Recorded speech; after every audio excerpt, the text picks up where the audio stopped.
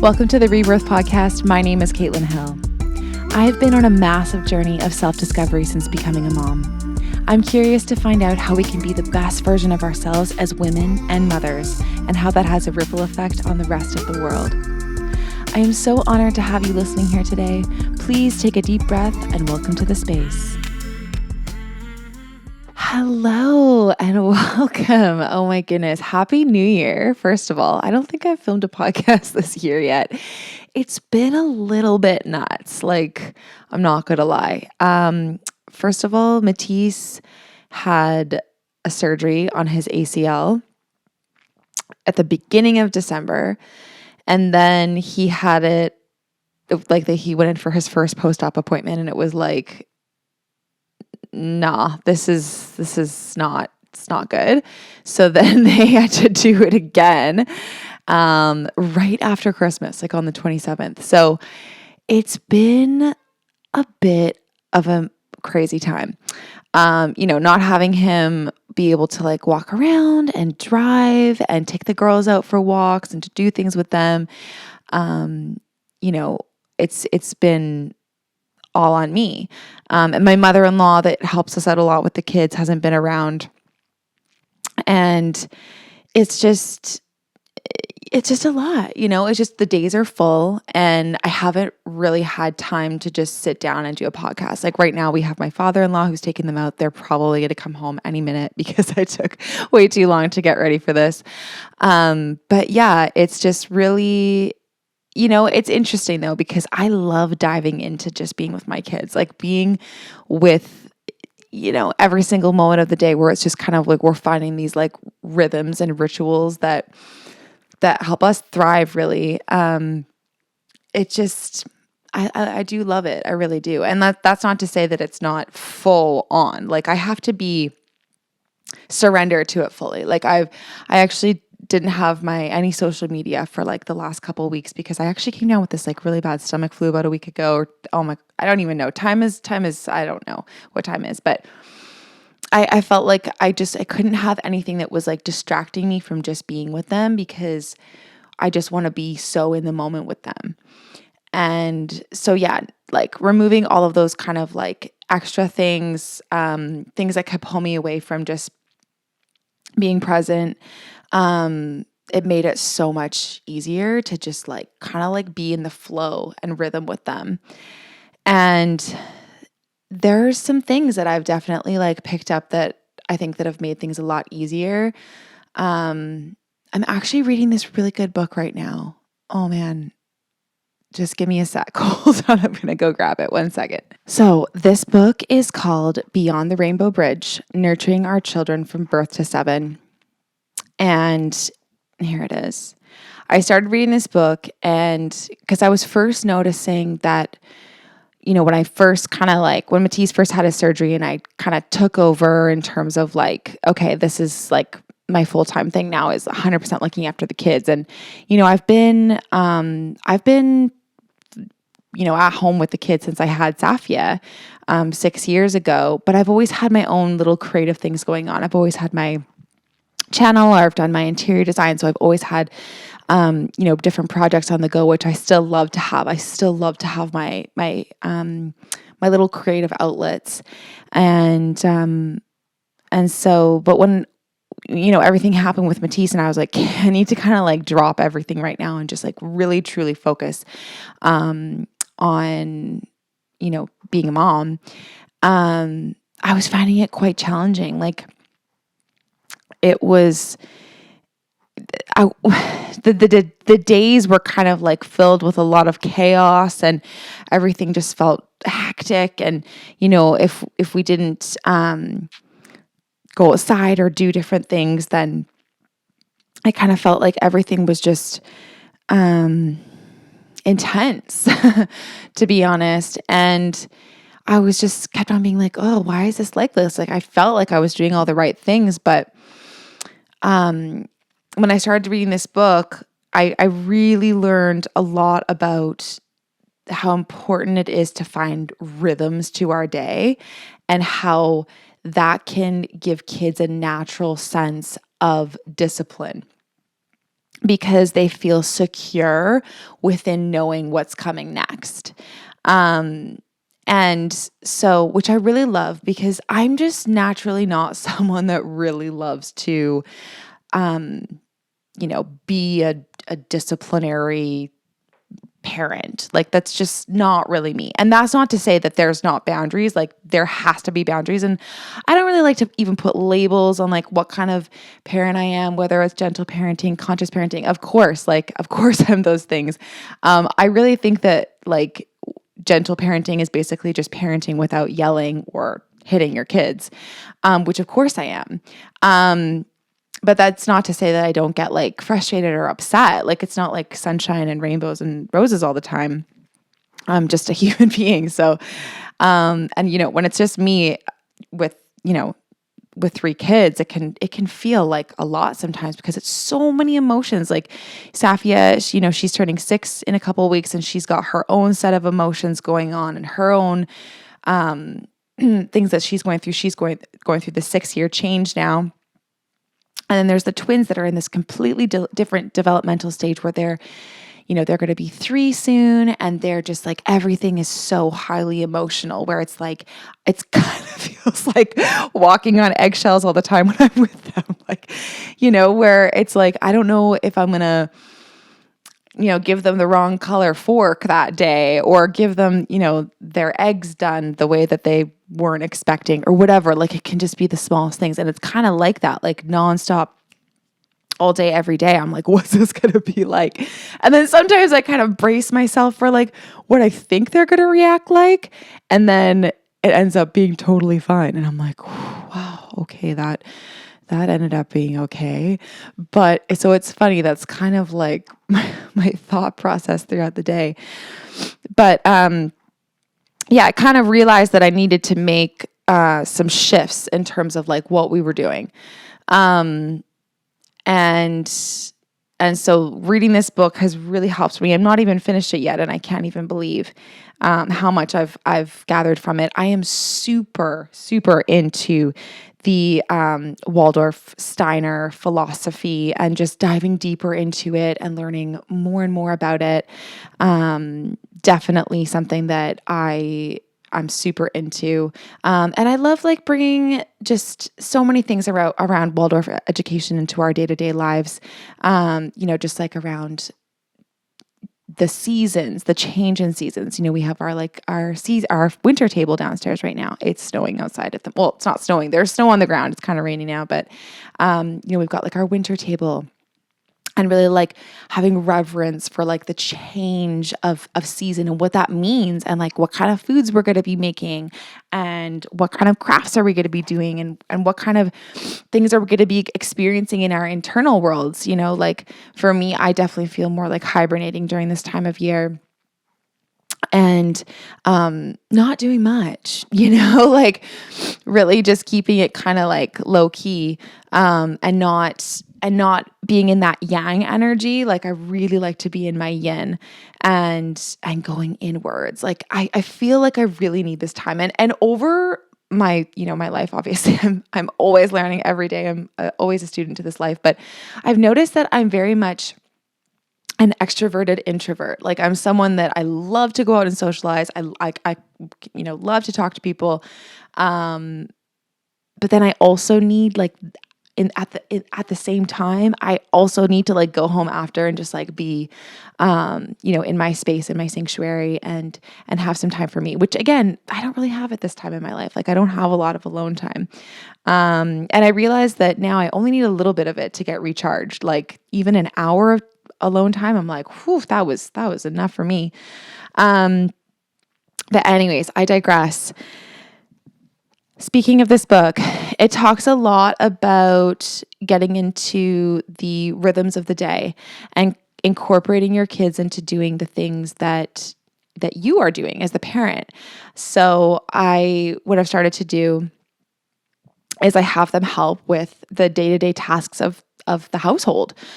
So emptying the dishwasher, filling the dishwasher, washing the dishes, cleaning the floors, cleaning up their toys, cooking, baking, setting the table, bringing the dishes back from the table to the sink. All these little things that I kind of used to think that I had to do it all because obviously I've been doing it for, a lot longer. So I'm going to do it faster and more efficient and the way that I like it.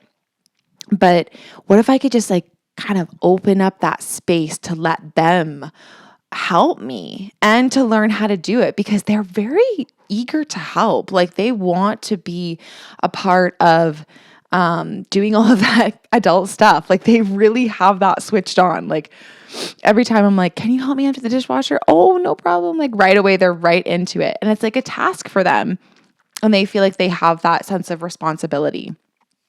And then even just with cutting up food, we have these little kid knives that I just got on Amazon, and they just will help me cut the food. And yeah, of course, it's not exactly the way that I would do it, but to release that control around that sort of thing and just let them have the pride around doing it, it feels so much better.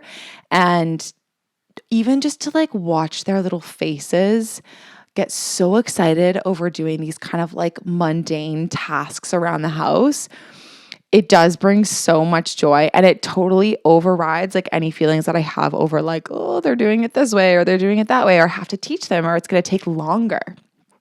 So just really integrating more of that into our day-to-day life has really changed things a lot. Yeah. And the screens, I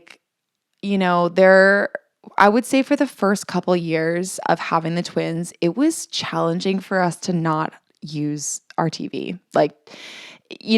Even especially in the mornings, if I had to get something done, because they were at that age where it was so hard to ask them to help for something. That 18-month age where you're just pulling your hair out and you're like, what is going on? Because they don't really have the wherewithal to complete a task or to focus on one task at a time. So I just felt like if I was trying to make breakfast in the morning and I would have all three kids crying at my feet, I was like, I have to turn on the TV. And I'm very specific about what it is that they watch now.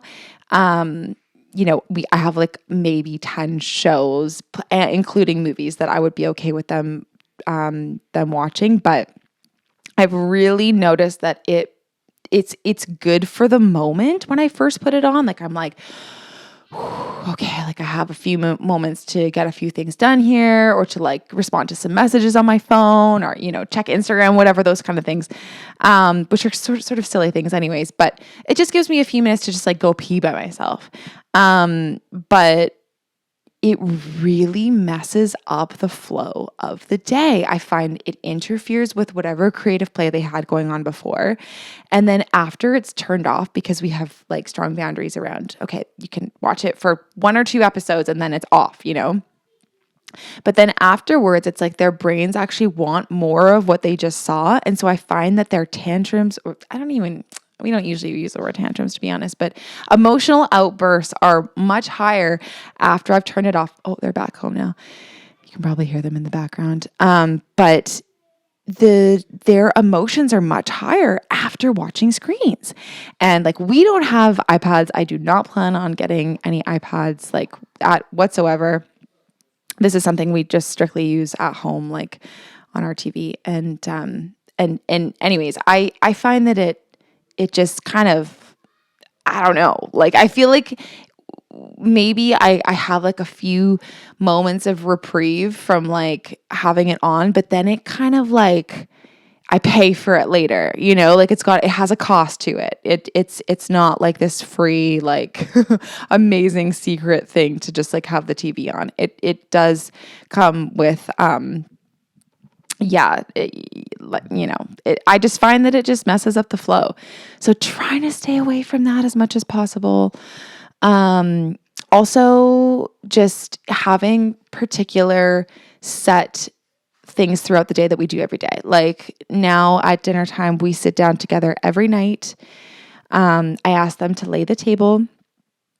And they love that. They set it all up. They know who's got whose cutlery and who sits where, and they set it all up and they put the fancy napkins and, even yesterday I was like, Safia, go grab some rosemary from the garden. Let's put it on each person's placemat, and really getting into that and having that being a set ritual for the day, even just like that one thing. And it even talks about it in this book. If you're not able to, have the time, if you're not at home with your kids and you don't have the time to set up, these rituals throughout the day, just start with one tiny little thing.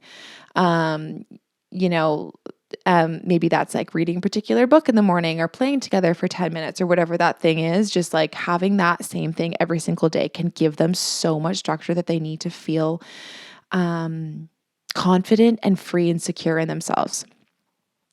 So, we're doing this, the laying the table. We all sit together. We do our prayer. We have 2 different prayers that we do before we eat. And we have actually started lighting candles at dinner too.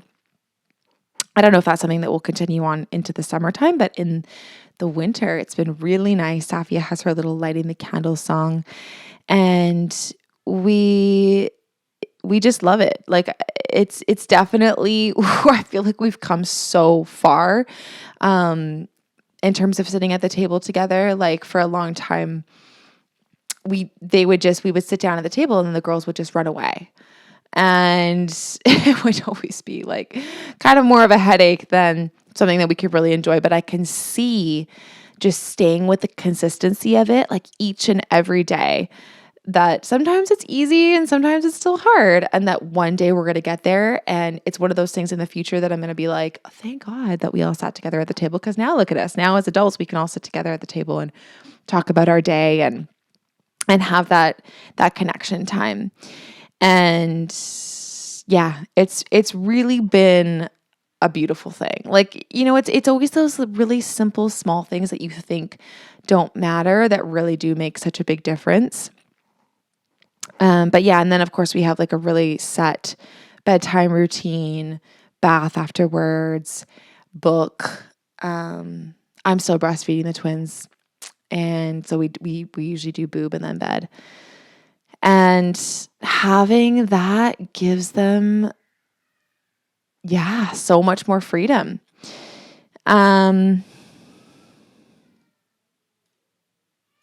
The girls are all starting to play together a lot more now, which is nice. The girls, when I say like, we never wanted to call the twins, so now I just call them babies or girls, but then I'm kind of always talking about all of them at the same time. But the twins are really getting really good at doing imaginary play with Safia, which is nice because they get really into doing like, we do like gnome dinners or gnome lunches where you just basically put the word gnome in front of it, and they're like, oh, they think it's like a fun thing where, it kind of turns into this like whole creative play afterwards, where it's like we go like for gnome fishing and just playing in the living room. And I'll play with them a little bit.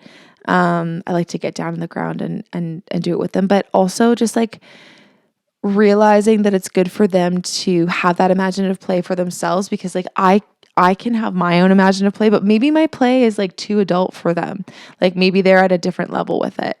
I still love doing it. And I think Safia is like right there with me when we can play together, but it's also something that I want to like leave for them as well as the twins start to get a little bit older.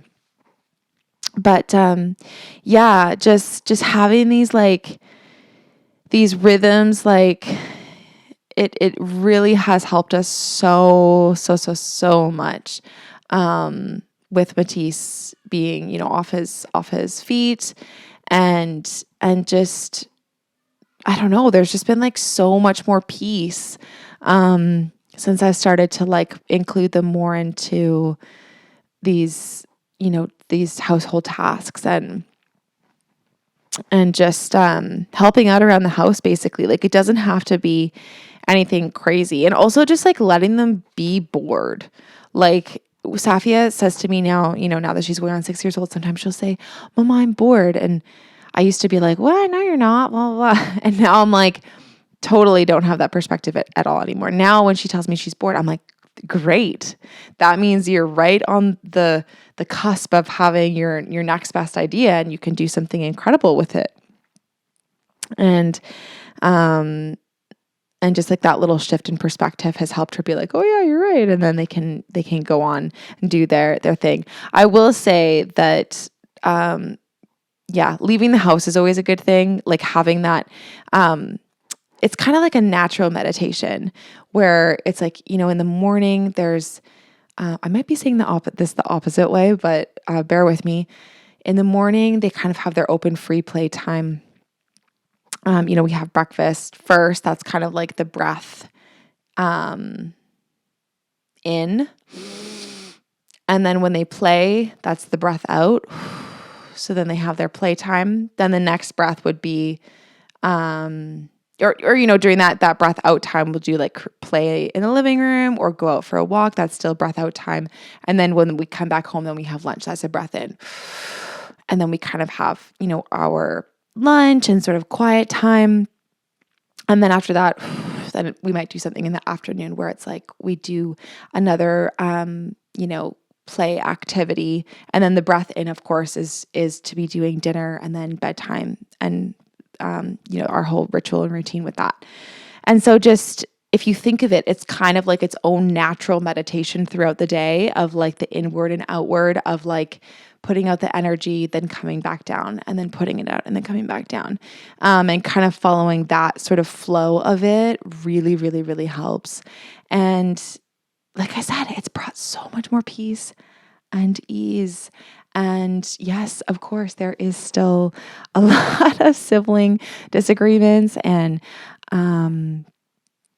little, I don't even know what to call them, but yeah, they don't get along all the time. And I'm not used to that because I'm an only child. So I'm always like, why are you guys not getting along? But it usually has to do with like things and stuff. And yeah, I'm really wanting to move away from having so many toys. Like I'm slowly decluttering all of it. Over time you just start to like accumulate all this stuff and it's like, let's just like really keep the things that we love. And so getting rid of things where it's like there's going to be a million pieces to pick up. Like if you think about it, if you go into your closet and you saw like a million different things in there, you wouldn't even know where to start, like what to choose and what to pick. That's how kids feel too. So having like fewer toys, simplifying things, just making it easy for them to just go in and know exactly what it is that they want to play with. That's definitely helped us out a lot too. There was something else I was going to say.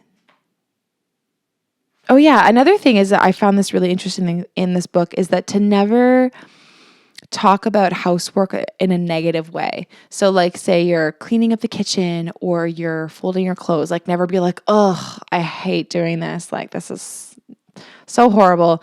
Like always talk about it in a really nice way where you're putting in gratitude to the work that you're doing. And it also shows like a natural sense of discipline to your kids to be like, look at me, I'm cleaning up. This is a part of what I love to do. And I just find so much joy in organizing my like little, even just in the kitchen, the little closets and the little cupboards and having everything just be like easy to access and having all the towels folded nicely. These little tasks can bring so much fulfillment, and to show that to your kids and to be like, look at how nice this is and look how much like sort of joy and beauty we can bring into the smallest little tasks in our home. It feels really nice to get more into that. Also, when it comes to like cooking and baking, like we've gotten into, if you follow me on Instagram, you'll see that we've gotten really into making sourdough. I want to say about 2 months now.